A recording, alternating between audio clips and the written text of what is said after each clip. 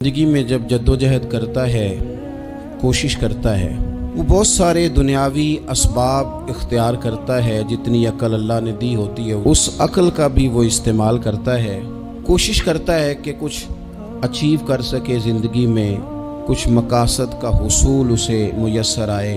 عزیز بھائیوں، ایک بات اپنے ذہن میں اچھی طرح بٹھا لیں اور لکھ لیں کہ زندگی میں جو کسی بندے کو کامیابی حاصل ہوتی ہے وہ رب تعالیٰ کی مدد سے حاصل ہوتی ہے۔ اگر رب تعالیٰ مددگار ہو تو پھر کوئی چیز بھی رستے میں رکاوٹ نہیں بنتی، اور اگر مالک کریم کو منظور نہ ہو تو انسان بہترین سیاستدان ہو، اچھا ایڈمنسٹریٹر ہو، اس کا ذہن بڑی وسعت رکھتا ہو، بڑی اچھی پلاننگ کرنا جانتا ہو، سارا کچھ ہو، تو بندہ ناکام ہو جاتا ہے۔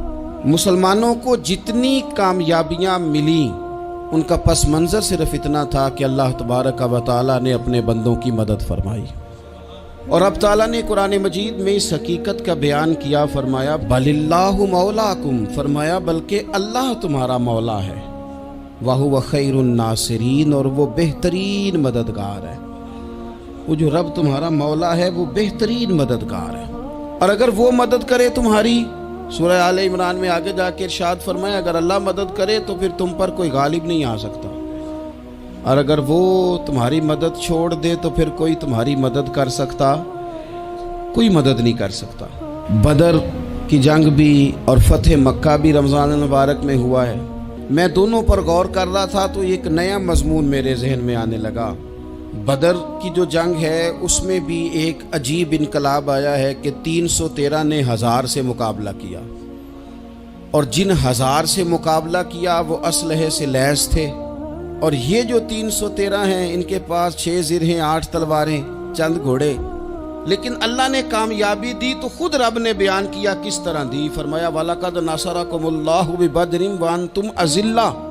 وہ کامیابی اس طرح ملی ہے کہ رب نے تمہاری مدد کی تھی، تم تو کمزور تھے، اللہ نے بدر میں تمہاری مدد کی، تم جیت گئے۔ وَلَقَدْ نَصَرَكُمُ اللَّهُ بِبَدْرٍ وَأَنْتُمْ أَذِلَّةٌ، اللہ نے بدر میں تمہاری مدد کی، تم تو کمزور تھے۔ پھر فتح مکہ نصیب ہوئی تو اس میں بھی بہترین منصوبہ بندی نبی پاک علیہ السلام نے فرمائی، بہترین حکمت عملی حضور نے اپنائی، لیکن ہمیں جو اللہ رسول نے بات سمجھائی وہ کیا ہے؟ اذا جاء نصر اللہ والفتح، فرمایا جب اللہ کی مدد آئی اور فتح نصیب ہو گئی۔ یہ اللہ نے مدد فرمائی تمہاری، یہاں بھی فتح مکہ بھی اللہ کی مدد سے، جنگ بدر بھی اللہ کی مدد سے۔ وہ جو مدد ہے اللہ تعالیٰ کی، جب وہ ہم یہ کرتے ہیں کہ ہم اپنی ساری زندگی سیاست کی نظر کرتے ہیں، ہماری سیاست صرف ملک میں نہیں ہوتی، ہماری سیاست خاندان میں بھی ہوتی ہے، ہم گھر کے اندر بھی سیاست کرتے ہیں، ہم کسی خاص طریقے سے لوگوں کو اپنے پیچھے چلانا چاہتے ہیں، ہم ایک خاص اسلوب اختیار کرتے ہیں کہ لوگ ہمارے پیچھے چلیں۔ اس کا نقصان ہمیں یہ ہوتا ہے کہ سیاست جو ہوتی ہے یہ شطرنج کے ہیر پھیر کی طرح ہوتی ہے، تو اس کے راز بڑی جلدی کھلنے لگ جاتے ہیں، پتہ چل جاتا ہے کہ بندہ مخلص نہیں تھا، سیاست کر رہا تھا، طریقے سلیقے سے اس نے جوڑ کے رکھا ہوا تھا۔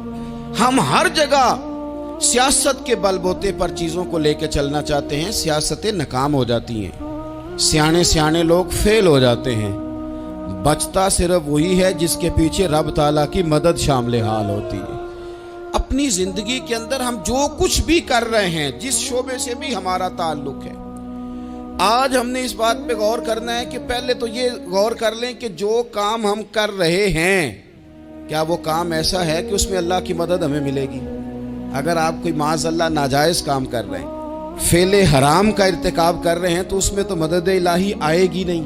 پہلے تو یہ دیکھیں جو کر رہے ہیں وہ کام مدد الہی والا ہے، اور اگر اللہ تعالیٰ کی مدد والا وہ کام ہے پھر اس پر غور کریں کہ کیا ہم نے مالک سے مدد کا سوال کیا ہے، ہمیں مدد میسر آ رہی ہے۔ وہ میں نے بزرگوں سے ایک بات سنی تھی، وہ بڑی یاد رہ گئی۔ وہ فرمایا کرتے تھے قابلیت بھی بڑی چیز ہے لیکن قبولیت سب سے بڑی چیز ہے۔ قابل ہونا بھی بڑی بات ہے لیکن زیادہ بڑی بات یہ ہے کہ اس کی بارگاہ میں قبول بھی ہے کہ نہیں۔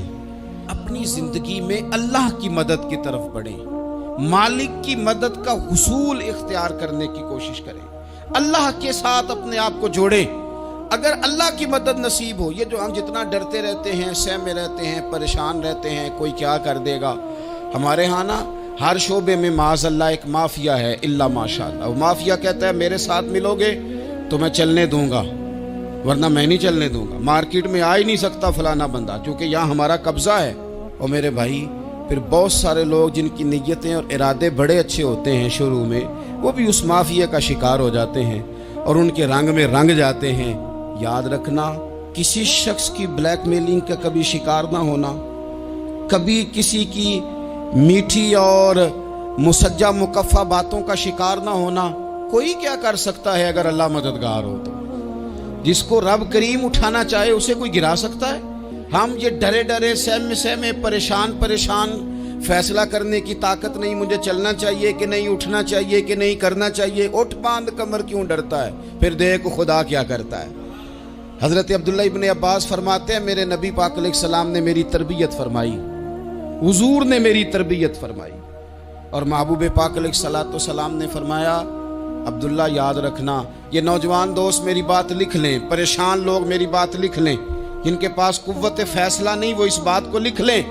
हज़रत अब्दुल्ला इब्न अब्बास फरमाते हैं, मेरे नबी पाक अलैहिस्सलाम ने मुझसे फरमाया था, अब्दुल्ला सुन, अगर सारी दुनिया मिल के तेरा कोई नफा करना चाहे, कर नहीं सकती जब तक मेरे रब की रजा ना हो। और फरमाया सारी दुनिया मिल के तेरा कुछ बिगाड़ना चाहे तो अब्दुल्ला बिगाड़ नहीं सकती जब तक रब करीम की हिकमत का तकाजा ना हो। लोगों से डरना, लोगों की तरफ देखना, माहौल देख के अपने राह का तायुन करना, हर बंदे के ख्यालात के मुताबिक ढलने की कोशिश करना, फलाना ना नाराज हो जाए, फलाना ना नाराज हो जाए, वो जिसने होना हो जाए, बस रब रसूल नाराज ना हो। अपनी जिंदगी में अपने मालिक को मौला जान के, बलिल्लाहु मौलाकुम, अल्लाह तुम्हारा मौला है, वहुवा खैरुन नासिरीन, वो बेहतरीन मददगार है। तवज्जो जब भी करें रब की जानिब करें, अपने दिल का किबला दुरुस्त रखें, सोचों के जाविये सीधे रखें। मेरे भाई, मालिक जब बंदोबस्त कर देना, जब मालिक बंदोबस्त करते हैं, फिर ऐसा बंदोबस्त करता है कि लोगों के पास ना चारा नहीं रहता। हजरत मरियम रज़ियल्लाहु ताला अन्हा पाकबाज थी, मस्जिद में रही थी, पर मालिक की हिकमत के तकाजे बड़े अजीब है ना। फिर जनाब मरियम को अल्लाह ताला ने बगैर शौहर के औलाद अता कर दी। ये बात ही ऐसी थी, वो किसी ने कहा था कि